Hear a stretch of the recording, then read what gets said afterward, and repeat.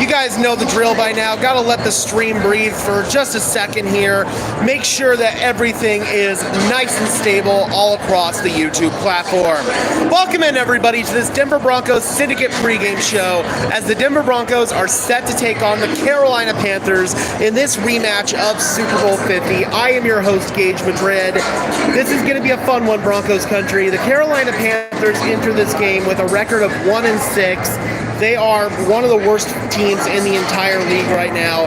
They are not playing good football whatsoever. And today, the Denver Broncos look to take advantage of that as they look to pick up their 5th win on the season to improve to 5-3, get 2 games above 500. That would be absolutely huge for this Broncos team. We've got Dylan Earl in the house saying, "Go Broncos." Good to see you, Dylan.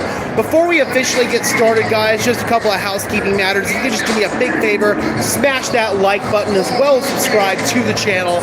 I would really appreciate it, guys. Those are both free and easy ways to show your support. It helps tell YouTube's algorithm to push us out, and it helps us get seen by more and more members of Broncos country, just like you and me. We got Ernesto Poblano in the house saying hello. We've got Curtis Love in the house saying, "Let's go Broncos." So, this is a game where the Denver Broncos are favored matchup-wise on both sides of the ball. Offensively, the Denver Broncos should be able to get something going in the passing game early and often. This Panthers secondary is among one of the worst in the NFL, and additionally, the Broncos should be able to strongly establish the run game in this one because the Panthers also have the worst run defense in the NFL in terms of yards per carry as well as total rushing yards given up. So the Panthers are a team that the Broncos are looking to ground and pound on, just like they did last week against the New Orleans Saints. The Panthers last week to the Washington Commanders gave up 200 yards rushing. The Broncos also had 200 yards rushing in their game against New Orleans. There's no reason why they shouldn't be able to replicate that success here in this game. We should see Bo Nix with several big-time plays on the ground. We should see Javonte Williams with another strong day just like last week. They'll please sprinkle in Jaleel McLaughlin, get him involved as well. So this is going to be a really great matchup for the Denver Broncos to be able to win the battle in the trenches up front, be able to run for over 200 yards again.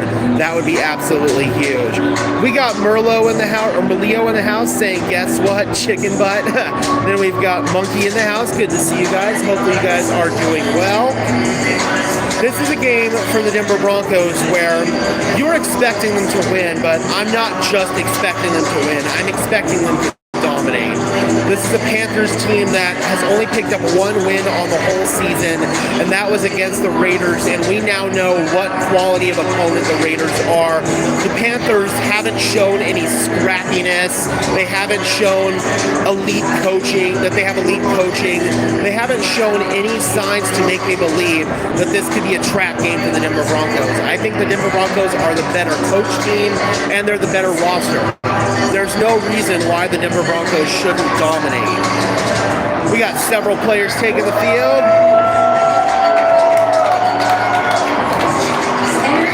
There we go. Dylan's asking if Pat Surtain is going to be playing today. Yes, he will be playing today. So that means that we should see the Denver Broncos get back to their old ways on defense. A lot more man coverage, a lot more blitzing, a lot more single high. Last week against New Orleans, we saw the Broncos drop back and they played a lot more zone coverage in their game against the Saints, predominantly to confuse Spencer Rattler. Bryce Young is a guy that you really want to blitz because the numbers will suggest that Bryce Young is not good whatsoever against the blitz. Can you see the field? Absolutely. My camera sucks, so it's probably not going to be the most clear picture, but absolutely. There's the field right there. Quarterbacks warming up. There's Jarrett Stidham. There's Zach Wilson. Bo Nix is over there. There you go, Deacon. Dylan Earl says Cody Barton is going to get a sack. We saw Cody Barton obviously have that breakout performance last week against New Orleans, so that is certainly the hope, is that he'll be able to have another big-time game today. We're going to see Quan Alexander get the start alongside him for yet another game, so that's going to be exciting to see. The Broncos might have a new linebacker tandem there with Quan Alexander and Cody Barton. I still think they'll sprinkle in Justin Sternad as well, but with Alexander, he played some really good ball last week, so I think him and Barton is definitely going to be the play there. John Dobbs in the house saying expecting a huge game for the defense, as am I.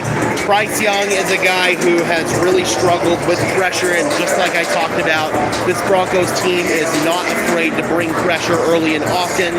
Additionally, this Panthers team is going to be without their top two wide receivers in Adam Thielen and Deontay Johnson, so they're going to be relying pretty heavily on the rookie first-round pick Xavier Leggett, undrafted free agent Jalen Coker, NFL journeyman David Moore, and then they might call up a guy from the practice squad as well. Oh, and Jonathan Mingo.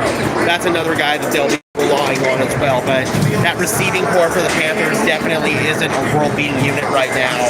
And probably the best thing that the Panthers have going for them is their run game with Chuba Hubbard and Miles Sanders. But the Broncos are going to sell out to stop the run. They're going to stack the box.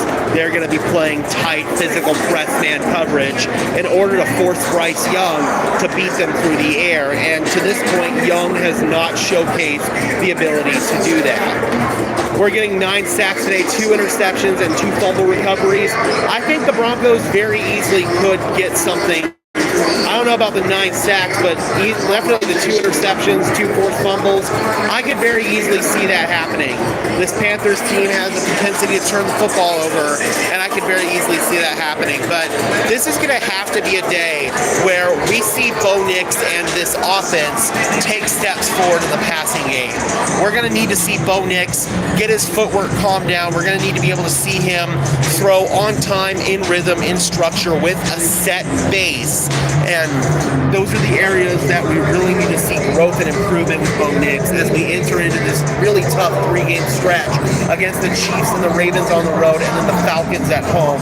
That's a very tough stretch. The Broncos really need to get themselves right in this game. Of course, you can't overlook the opponent.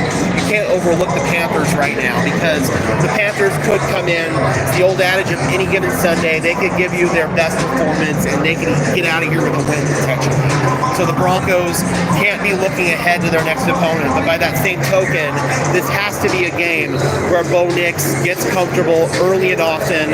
I'm hoping that the Broncos elect to take the ball if they win the coin toss and get the lead early, maybe go with some up-tempo, some no-huddle, just like they did against the Tampa Bay Buccaneers, and punch the Panthers in the mouth early and not allow them to get into this game at all. That's going to be, I think, the big-time game plan. Devin says the Ravens are losing to the Browns. Yeah, I just saw that on the Jumbotron. That's huge. That really is huge. Dylan says we win the game 40-7. I don't think it's out of the realm of possibilities. I really don't. Of course, obviously, last time we thought that the Denver Broncos had a favorable matchup on paper at home against the Chargers. They came out and they laid an egg. So it's going to be on this Broncos team to come out with physicality, energy, and intensity early. Obviously, hopefully we don't lose our best player, Pat Surtain, right out the gate like last time. That did not help things, but this is an opponent that the Broncos should take advantage of. We got our defensive linemen taking the field, offensive linemen, linebackers. Bo with 2 passing and 1 rushing touchdown. I think Javonte has a great day as well. The matchup is set for the Broncos to do pretty much whatever they want offensively. This Panthers defense, although I do like their defensive coordinator, Ejiro Evero, the former Broncos defensive coordinator, they are significantly shorthanded on personnel. Their two best players on the defensive side of the ball, in Derek Brown and Shaq Thompson, are both out for the season. That that is a significant blow to this Panthers defense. They're starting a lot of no-name guys on the defensive line and on the edge rush unit, including former Bronco Thomas Incoon. This is a very favorable matchup for the Broncos offensive line. This is a matchup where Bo Nix's jersey should be kept clean. The Panthers only have 7 sacks on the season, so that would indicate that they're struggling to generate pressure. Yep, we got Bronco Maniac in the house. Good to see you. We got Bobby Hill third in the house, saying Bo has another 3-touchdown game. Again, I have very high expectations for this team in this game, because if this team wants to be taken seriously as a playoff contender this year, then not only do they need to win this game, they need to win this game in convincing fashion. If the Broncos either lose this game or they don't win this game in convincing fashion, then you're not going to convince me that this Broncos team is going to be a legit playoff threat this year. These are the opponents that on paper are far inferior to you, and you need to kick the living hell out of those opponents, and that's what the Broncos need to do. Anything less than a blowout victory here really is unacceptable. We broke down all the numbers yesterday. The Panthers are a bottom-of-the-barrel defense in almost every statistical category, especially against the run. They've given up multiple 200-yard rushing games, including last week against the Washington Commanders. This should be a game where Javonte Williams, Jaleel McLaughlin, those guys should be able to eat for sure. We got Aaron Weaver says Bo gets the win. First Broncos quarterback, rookie Broncos quarterback to win 5 games. And that would be huge, man. That would be passing John Elway and Drew Lock's current record of 4 games won as a rookie. That would be huge, and it would give the Broncos a lot of confidence and optimism heading into the future. It's starting to really get loud down here. The guys are pumping up the music. Broncos are stretching right now. Got the Panthers over here, still doing their normal warm-ups. Broncos rocking their orange jerseys, white pants, and orange socks today. A very, very nice uniform combination. So, we already predicted that the Denver Broncos were going to get a convincing victory in our game prediction. I feel like the Denver Broncos need to go out and set the tone, use some hurry up on offense early in order to set the tone, establish some pace, establish some rhythm, and basically never allow the Panthers to get the lead. Obviously, win the turnover battle, no stupid penalties, no pre-snap penalties. That's the same thing that we always preach each and every single week. We got Aaron says, I'm all the way from Arkansas supporting Denver. We got this. Let's go. Showing that love. Just showcases that Broncos country. It is not a physical location, but it is, I'm going to use the Mile High Huddle saying, it's a state of being. But Broncos country travels all over the world. Doesn't matter where you are, wherever you are in the world is Broncos country, as long as you bring that energy, bring that juice, bring that excitement every single week. Speaking of Broncos country, give me your game predictions for this game in the chat. Let me know how you think the Broncos are going to fare in this one.